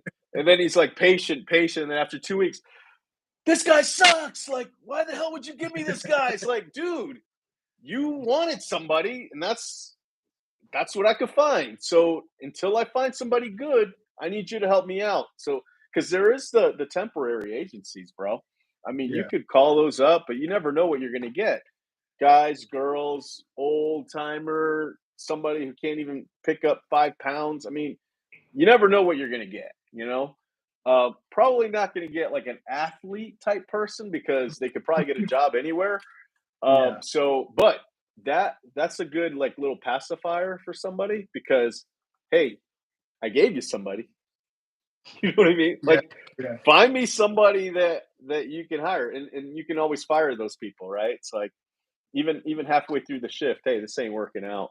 I've had a bunch of people that are like, hey, I'm throwing up. All right, well, this ain't for you, buddy. Let me get you. I'm gonna go pick you up, drink this water, and have a good life, man. What do you mean? Can't come back? No, this ain't for you, buddy. If you're throwing up, this ain't for you. Because that's typically what people will do when they don't know what they're getting into, and they think that's their answer to get out of the go home early for the day. I've been throwing up, man. Yeah. To kind of wrap it up, she's been on for a while. Um, if you had to, for whatever reason, scale down to one service, like for profitability wise, what would you, if you could only do one service for somebody, what would you do? I'm kind of leaning towards. Well, am I doing it or my employees doing it? Yeah, you could have 100 employees doing it, but you can only offer one service. Currently, probably fertilizing. Oh, really? But every single division's hard to do if you're only doing the one. So part of me wants to say sprinklers. I honestly feel like sprinklers is going to be the strong one at some point in my company. Um, but we're just kind of not there yet. So the thing is, if I were only do fertilizing, it'd be really hard to scale it up. Unless even I have a friend that's buying fertilizing companies pretty regularly, and he's growing it. I think at a pretty decent speed for what he's doing, and it's still slow. You know what I mean? Mowing's great, but there's the turnover. If you were only mowing, the turnover would be so great that it's kind of like you'll always be stuck at like 90 lawns. You know what I mean? Yeah. Because somebody else would do sprinklers. Oh, well, I'd rather go to that company. You're going to fix the sprinklers if they break. Well, whatever excuse. You know what I mean? And then garden maintenance. I mean, like same thing. It's like with a mow guy. You don't mow. I need to find somebody that mows. I just want to pay one company. I don't know. That one seems like a good one too, the garden maintenance. And then the landscaping, but which I guess would be the most profitable one. So there's probably something there too, landscaping. That's something to think about, but it's hard for me because I haven't done an estimate in like forever. I don't think I've ever done an estimate Yeah. for a landscaping project. You know what I mean? Um, So I don't know. I think it works better when you do everything, but that's Yeah. me. That's how my brain organizes everything too. So Well, because I yeah, have buddies I have one buddy that does only garden maintenance, and then he'll do edging on garden maintenance, but that's like the extent of it. And he does decent from what I hear from him, but you never know. But he gives me a lot of stuff, and I'll give him some garden bed stuff. But I always think in my head, I'm like, you're passing up on all of this work. And he has like two people that work for him. I know he's not like crazy busy by any means, but I've talked to him from like, why don't you offer mowing or retaining walls or like whatever that they want? Because he's told me before, he's like, I lose a lot of people because they do want me to fix the pathway too, and I say only do gardens, and then they just go get somebody that does both of them, and that's where I get a lot of his people from. Um, but I have thought in my head before, I'm like, maybe I think I'm too spaced in services for how small I am. Like I yeah, was thinking about hiring people like, hey, one day we could be doing a flagstone walkway, and then the next day we're planting yeah, 50 trees, or just like really weird stuff where. And I've had guys say like, "Hey, I don't really like that. Like, yes, I'm a landscaper. We do so many different things." And in my head, I'm like, landscaping is like a wide thing. Like, you could be doing from this to this, and it's pretty much whatever we get, kind of thing. Like, we're yeah. not only Well, gonna do this mulching all year. Like, you can't. Like, I don't know. yeah, yeah. There are times, but this next year, our initiative is to focus on numbers. I mean, for real, like Yeah. Remember, like I told you, like the ops manager, his main focus, make sure every job gets done that's on the dispatch, not rescheduling it, actually making sure it gets done at a low labor cost. And then my general manager, if she had one job, it would just be to monitor the man-hour rates on all of the divisions and to point out the weaknesses, right? So like out of 8 Mo guys, there's one that's not hitting his man-hour rate. She needs to tell that to the ops manager, who will ultimately tell that worker, and then they need to figure out, the ops manager needs to figure out a way to get that labor percentage down, Yeah. like get it faster, either take jobs away from them or whatever. But that's, like I said, if that was your only job, guard general manager, that's your job. Obviously, she has to do payroll, right? So it's like you're going to have these fillers that don't tell me that you couldn't do it because you had to do payroll. Like that's not going to work. So next year it'll be really interesting because we kind of have our plans on what our labors, and I kind of want to say this on camera so that we have it recorded somewhere. But like my mowing should be at 33%. The sprinklers should be at 25%. The cleanup landscaping crew at high should be 20%, not including materials. Our garden maintenance division should be at 35%. And I'm not quite sure what our sprinkler, our fertilizing is. We're still getting our pricing done for that. But those are the prices like that. When we end the season, those should be our numbers, like at this point. And that's kind of what we're focusing on. And as long as the ops manager knows what his job is to do, and the general manager has to point it out, the reason why that's her job is because she's the one who's also responsible to tell them they didn't hit their bonus. Yeah. It's like it's her job to do that, not mine. And so, and I don't want to, like I said, I'm the owner, so I got to make sure I got to be the referee and stuff.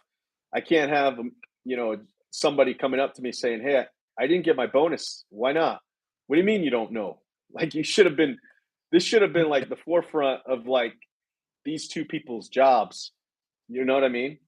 Do you, when So they that's say kind of where we're at. do you directly, hey, you gotta, I don't know who the manager's names are, but say to John, you have to talk to John about that. Like, I'm not gonna get in between you and John. Like, this is John's thing. Like, do Yeah. they ever So, try to skip over them and say, hey, not Freddy? for bonuses. Not for bonuses. Sometimes, like in the yard, they'll come approach me and go, "Hey, can I talk to you?" And they kind of want to have a meeting, right? Yeah. But not necessarily, "Hey, why didn't I get my bonus?" Like just out the gate, you know. Well, with the field worker guys, it's the budget hours, right? So Yeah. there's really, they either know or they don't know. There's not really a complaint, really. Their complaint is, how come I didn't get a house? How come you took houses away from me? How come you gave my houses? Because the thing we hate, but we can't fix it, is they could see the other guy's list, Oh, right, yeah. on service autopilot. I think we might be able to stop that with like with the mowing, but anybody that has like that has to have a helper with them, they have the ability to look at other crews because they can technically say, "Hey, I need this helper, and I'm going to add him to my crew." Where I think we can take that away with the Mo guys, so we may do that. And they're the ones who have the complaint, so we might be able to fix this. But they can look and go, because they know what area the houses were taken away from and who kind of else mows in that area, so they can kind of check their list and go, "Those are my freaking houses." And Yeah. and we do get complaints from the Mo guys because of that. But yeah, um, I don't know. I just feel like we don't really get that many complaints otherwise. So you do like, I was listening to, sure you listen to him sometimes, that Tigran.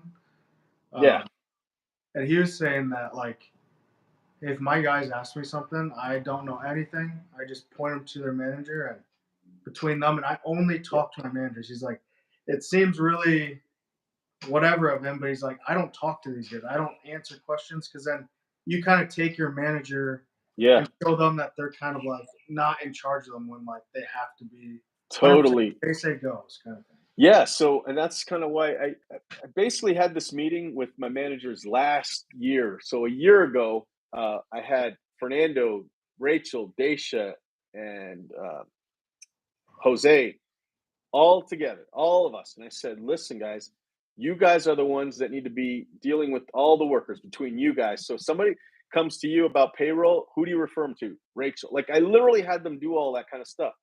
I think the problem but at the end of the day, I was still dealing with everything. You know what I mean? Yeah. And I think it's because of that whole Tigran thing. Like I was in the yard. I shouldn't have Yeah. been in the yard. And the only reason why I realized this was when we started doing the Wednesday whole company meetings. So every Wednesday, everybody in the company gathers around in the yard, and we have a 15-minute meeting where we go over everything that everybody needs to know. We compliment, we read the reviews, everything, right? And all positive stuff. And then we break up after the 15 minutes into each division. And there's usually a foreman or a manager that will talk to them about some certain stuff. They'll have pictures printed out of like a tree that got trimmed too hard, you know what I mean? And they'll say, hey, you guys can't do this, you know? Um, anyway, once we started doing that, that's when I realized that should be the only time I'm out there ever. Yeah. Yeah. Because I'm now like all the other days, I'm undermining Jose, my ops manager, Yeah. who can get mad at the workers, but yet when I'm out there, I'm the one that says, no, you can do this or that. It's like I just screwed him over. You know what I mean? And because I'm the boss, he probably didn't want to like tell me, get the hell out of here. He actually has in a nice way say, hey, dude, you don't need to come in today. Like, don't come in, you know? Um, so once we started doing that meeting, then I realized, all right, I'm only gonna go out to those meetings. So we are changing, and that's another reason why I feel like I'm able to be more like selfish for the company, not for Yeah. me, but for the company, because now I could say, hey, Jose, like let's say for example, you have a phone person, you know, and Yeah. you tell that, and now you're gonna make a policy that you're only going to take customers on if you get their credit card over the phone, right? When they sign up. But if you answer the phone, you're going to go, yeah, I'll sign you up. Can I get your card on file? They say no. We go, okay, well, I'll still sign you up, but please get it to me in the future. Be Yeah. Please be a good Samaritan and give it to me later. But if you hired a phone person and you said, do not ever let anybody sign up without getting their credit card, like that's your rule. They're not gonna. They can't sign them up. They won't. They won't let them do it. So that's kind of like the same thing with being out there in the field or dealing with the workers. Like, hey, don't let them. Don't if they can't hit their budget hours, don't give them any more houses. Yeah. Like, don't do it. It's your job to not do it. But if it were me, I'd say, this guy helps me fix the mowers on Saturdays. Like, you know, I'll let it slide for him. But when you make it a rule and you step away, those rules actually should get followed a little bit better. So someone like you that's kind of not in the field anymore, all that stuff. What's your what's your day to day like? Like you come in the office, are you in your office all day, or do you just work with your No, leaders? Or yeah, I come in, I look at, I basically deal with the budgets. So like the money that got deposited into the bank, and I make sure that it goes into all of the budgets that we have set, right? So like payroll and whatever. And then I'm kind of monitoring it. So I have like a ritual where I look at that and stare at it for like, I don't know, it feels like a long time. So like, because I'm trying to make sure like the budgets are right, you yeah. know? So if I notice that I entered something in and it's supposed to go into, let's say, marketing, but it was only like $200, and I know that that's not enough. I'm trying to see what budget should I, if that budget is 4% for marketing, what do I need to like change for that day to make it work? So Yeah. it kind of takes me like, in a perfect world, I'd never have to mess with it, right? But sometimes, if sales are slow that week or whatever, you got to kind of. So I'm just making sure that the money is good, so nobody says, "Hey, there's no money." Uh, Pay the bills, kind of thing. And then I look over the dispatch board, just make sure that that's done. I don't necessarily like look at all the. I used to like check the routes for efficiency. I don't do that anymore, but I just make sure that they're all dispatched, just so that a guy that comes in doesn't think we're stupid and or idiots for not getting the routes ready for the day. Because I'm usually here really early, So if I know it's not done, I can kind of like remember. So if it's like, if I know somebody's coming in soon, I'll reach out to whoever's. It's usually Rachel and Jose. I'll say, "Hey, is somebody doing the routes, or do I need to do it?" And then somebody say, "Oh, I'm working on it now." You know what I mean? And they usually do that from home if they didn't do it at night before, because I don't want them dispatching it at night, because with Service Autopilot, if somebody cancels and you cancel it, if it's already been dispatched, it's going to stay dispatched unless you undispatch it, and that's another step, and sometimes it gets missed. Okay. So then we'll still mow a property, and the customer says, "I canceled it, and you guys said you weren't going to come," and then it's like, damn it. So so I'm monitoring that. I'm also tracking all the expenses. So like I go into I use every dollar. It's that Dave Ramsey thing, right? Yeah, So yeah. have you ever seen that? I actually looked in. You've told me about that. And I've looked at that So before. so basically, any credit card that you have linked in there gets charged. It's kind of like QuickBooks, Mhm. right? But it's not QuickBooks. It's not a accounting thing. It's only for you to see where money's getting spent. So if it's gas, I drag it to the gas so I can kind of see how much gas we spent this month, um, and everything's percentage wise, right? So if I look at mine right now, which is horrible because it's winter, my gas is at 4%, which is pretty good. Yeah. My fixed overhead is 61%, and that's based on the revenue I brought in. You know what I Okay. mean? Yeah. Yeah. And then I have my own categories of things that I put in my own category, like interest. I have that under me. So for the credit card interest, any Apple charges, because for some reason we got a bunch of Apple charges every day. I don't know.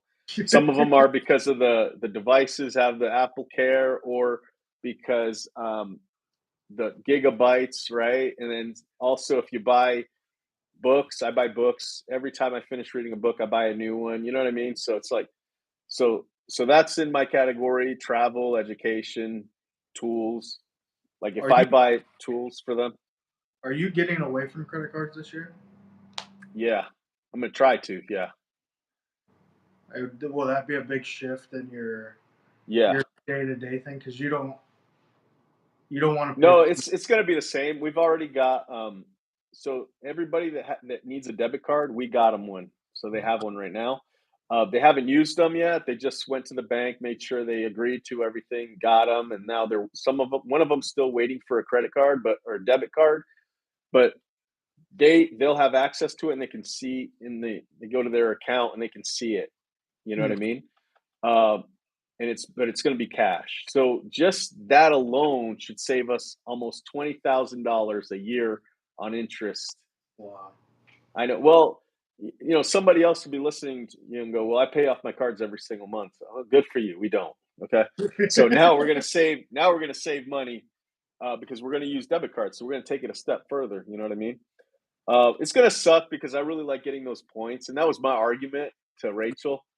Was like, um, yeah, but we get like, I don't know, literally like $1,000 a month in reward points. That's how we got computers. That's how I got this. I mean, like anything Apple, that's how we get it, you know? Yeah. And she's like, yeah, but you spend like, the interest, if you minus that, you're in the hole kind of. So it's like, damn, you're right. So anyway, we're gonna do it. Not only that, I'm like empowering people to run my business. So I gotta kind of like I got to say okay to things. You know what I mean? And Yeah. that's what they feel strongly about. I want to do it. So yeah, and then I'm just making sure bills are paid, and then I deal with the marketing. Hmm. That's kind of my job too. So I just make sure that that's kind of going the way it needs to go, or the way I think it's going, and I look at it, and I just kind of look at the backlog. So I've got to kind of monitor our backlog, and then I figure, okay, do I need to put more Facebook ads out? I'm going to do a lot of mailing this year. So I've been paying a designer to do my postcards. So I've got 3 nice postcards already, and I'm gonna just keep working on one. Keep working on them until I get a whole bunch that I'm happy with, and then I work on manuals. yeah, and then I've got a lunch like the day after tomorrow where I'm meeting with somebody who calls and try and network and they do fertilizing and stuff. And so I'm going to get to know them and try and figure out how we can refer work to each other. So that's kind of what I kind of do. That's pretty much my day. And I usually walk around. So I'm talking, I sit and talk with people about these crazy ideas I get. Yeah. And then they shoot me down too, like a Yeah. lot of times they'll shoot me down and I'm like, all right, well, or a lot of times I'm like, hey, I don't want an answer right now. Don't need to think about it. Or just whenever you leave here and you're just ponder it, when you're Yeah. having lunch somewhere, like just think about it and tell me what you think. And then a lot of times they'll just give me an answer right then and there. You know what I mean? But yeah, sometimes they'll say, hey, I was thinking about that thing you told me and what do you think of this? Do you Um, do yeah, you take any work home, or do you try once you go home, it's shut off, like family time? And I mean, I get to no, an extent, like if an important email comes in, you're gonna look at it, but yeah, do yeah. you I try definitely to look like? at emails. Um, Lately, I've been a lot better. I've been a lot better because Rachel and Jose are taking on a little bit more responsibility, but they still don't read every email. Like the other day, we were doing a 4 mile meeting, and I was like, "Hey, by the way, what did you say to Angela? I forgot her name or whatever. Angela." And she goes, "Who's Angela?" And I was like, "Dude, she sent this email about this and that, And she's like, "What?" And then while we're walking, she saw it and goes, "Holy crap, I didn't see that." And it's like, so when that happens, like it makes me even more paranoid. So I gotta always look at the emails. For some reason, my email works perfect. Yeah. You know what I mean? Mine somehow works perfectly, but everybody else's Yeah. it doesn't. Yeah. So I gotta kind of monitor it. And those big ones, I'll sometimes say, "Hey, did you read that?" Like I'll text while I'm at my house, like, "Hey, did you see that email come in?" And then they'll say, "No, but I'll deal with it now." Like I didn't, but I just read it, and now I'm gonna deal with it. So I'm pretty blessed with people wanting to do those kind of things. There are times where it'll be 11 o'clock, and I'll see emails going back and forth because we CC everything, so everybody can be on the same page. And Yeah. so we'll see like Rachel will be working, and I'm like, oh damn, that's awesome. But yeah, for the most part, I used to do routing a lot, but I don't anymore. So as far as like work goes, I charge cards every night. I do that, and I feel like that's my way of feeling good about knowing that we're gonna be fine because I can see the money that's coming in.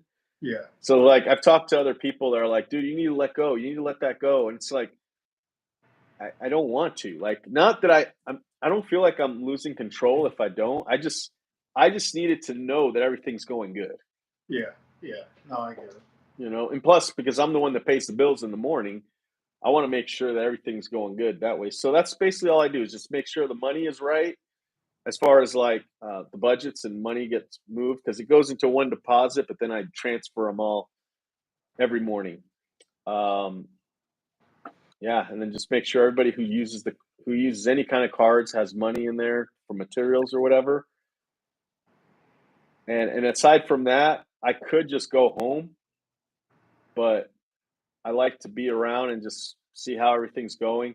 We're gonna be answering the phone a lot next year. As So like opposed to, yeah, yeah. So like we had two CSRs okay. underneath the general manager last year, and one of the things that we were spending so much money on last year was workers like that aren't bringing in money, like phone people. I even had a media person, Yeah. and the two foremans that were super high paid, and they on their own are leaving, so that's freeing up a bunch of money. And so it's like, oh well, now that we don't have that, we don't want to do that again. So we're gonna try and go as small as possible with over like the labor overhead. Yeah. So I'm gonna answer phones with Rachel and Daisha whenever she's not out in the field estimating. But we are gonna hire like a VA company. So and and I've already talked to that company, and I feel really good about them. I'm actually friends with them. It's Call Boss. I don't know if you've ever heard of them. Oh, yep, yep. So we're going to use them, but we still haven't had a meeting with Rachel with them because I actually was talking with them pretty much for like 3 days straight. I knew I wanted to go with them anyway, but they were at a conference that I was at. Yeah. So I used that time to just let them know, hey, this is what I want, but it's also going to be the decision of the general manager. So whenever you're talking with her, like cover these things so that she knows that this is something that's good for us.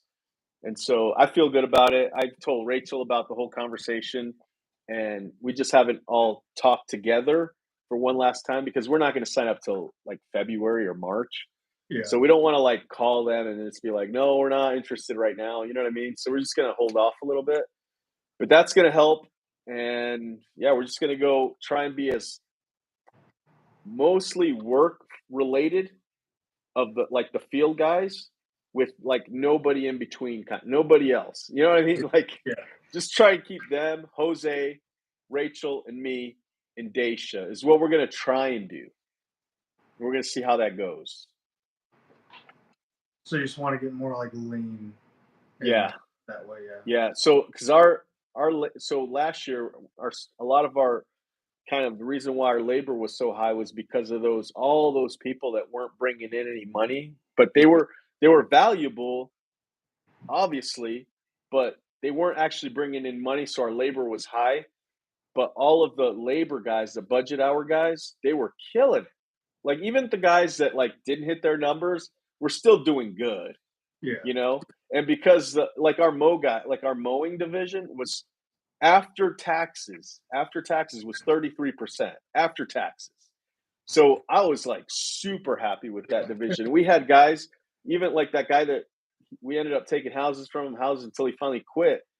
His his labor percentage was pretty high, but overall the whole division was still at 33. That's how good it was. So so we never had any issues. We were never like one time I was like, yeah, let's get rid of people. It's just like, well, we can't get rid of any of the field guys. Like, look, they're all making money. So those are the people that are actually helping us.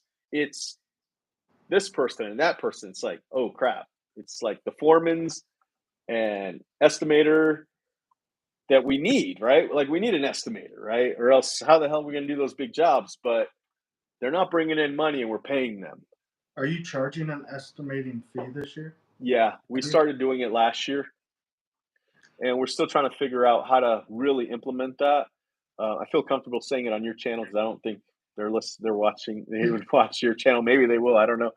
But I'm kind of leaning towards giving. So we do a percentage to the estimator Mm-hmm. of the basically her division, right? Yeah. Whether we, but it's Rachel's job to tell her, hey, you didn't get it because they have to hit their man hour rates or else she doesn't get it for that day. But anyway, so what we're thinking of doing, we're still in discussion about it, is giving her 50% of the E fee, which comes out to be a lot. It basically comes out to be double what her normal bonus would be, but this time it would come from estimator fees. So like free money, right? Yeah. Not a percentage of sales. So that's kind of what we're considering doing. We don't know if it's going to be. We know it's not going to be 100% of the E fee, and I'm leaning towards it being 25%. But we've talked about 50%, and the E fee is 10% of every estimate she does. So it's pretty good. The problem is like she uses that as a crutch to tell us that her estimates are too high because of the E fee. Oh, You know, okay. Yeah, yeah. I and it's like, okay, what if I told you get 50% of the E fee? Is it still too high? yeah. So we're gonna see how that plays out, you know. But we just want it to be fair and to make it so that it's exciting for her and it works out for the whole company. I really think she needs some kind of incentive to try and really close these sales more than she's getting already. Because I feel like she does a great job. She's amazing and she's freaking phenomenal. But feel like she does a good job just because it's her job. I Yeah. feel like if she knew she could get more based on her performance, like everybody else in the company, I think she would try harder to close some of these sales. So we're Yeah. gonna try that out. That makes sense. That makes sense. But yeah. So how long have we been on here? Right Hour and now, a half? 2 hours. 2 hours. Woo. Yeah. I guess we'll close this out. If you want to just say your channel names and where Yeah. people can find you and how often you do lives, and if you're going to start posting any videos or TikTok or. Yeah. So I don't know. I'm not very consistent. I've been consistent with my YouTube channel, Lawn Thumbs. So just like this shirt, Lawn Thumbs. And there's like a blue logo with this in the middle. My social media stuff is just kind of like it's all over the place. I feel like I don't know. I feel like each social media place, like my TikTok, is designed for like more of like I want to say stories, commercials kind of stuff, but not in a salesy way. I Mhm. don't just post anything on there. I feel like my Instagram is kind of like whenever something cool happens, I'll try and record it. Uh, so I'm really inconsistent in that way because I try and separate everything. I guess I must have multiple personalities or something because I feel like every single social media is like for a different part of me. But yeah, my YouTube is the one that I consider my favorite. And I've been really consistent with the Saturday lives because they're just easy to do. I would still like to do some videos with some editing and stuff, but I'm very inconsistent with that. But the lives, I think you can count on those. I've been doing lives for a while, but I've been doing real consistent ones now. And from what I hear, the feedback I get from people that listen to my YouTube is they just kind of while they're working, they'll turn the volume up, put it in their pocket, and just listen to it like a podcast. So basically, they're podcasts is what they all are. And a lot of times, it's just me ranting about my week, something that's important to me, or something that didn't work out. I want there to be a time where it's like all good stuff all the time, but it's just not the way business is. So again, it's Lawn Thumbs, and I try and answer the comments whenever possible. As soon as I get it, I'll try and answer it. But a lot of times, like I'm in the middle of something outside of work, and so I'll read it, and then I'll forget to answer it. But I usually get back to it. But I definitely read them all. Sounds good. Yeah, I'll link all your stuff down in the description if anybody wants to see it. And yeah, thanks for coming on my channel for once. Yeah, you And bet, man. Thanks. I think it's Appreciate awesome. what you're doing. I think Yeah, your channel's going to blow up soon. You just got to keep doing it and keep doing what you're doing. the consistency with the edited videos is hard. At Yeah. least for me, I don't know. It's really and the problem with me, I'm in the field still, and I just want to get the work done, so I end up not recording the last half of something. Or that's why I like these lives because you're not like trying to show somebody your Well, work. yeah, this is like kind of my New Year's resolution. I wouldn't say it's the it's video part editing ones. It's my lives where I want to try and be real consistent with that and bring on like a lot of different guests. That's my new Year's resolution, is to try and build that. But also with that is to try and get some sponsors because that would be helpful to have some revenue coming in that's kind of like from the sponsors. I know that Yeah, sounds crazy, but that's kind of my New Year's resolution is to try and get 3 sponsors um, for every video. Like that's what I'm going to try and do. So we'll see how that goes. awesome. Sounds good. Well, thanks for coming on, and we'll talk to you You bet. sometime. Yeah, dude. All right. All right. Later. Yep. See ya.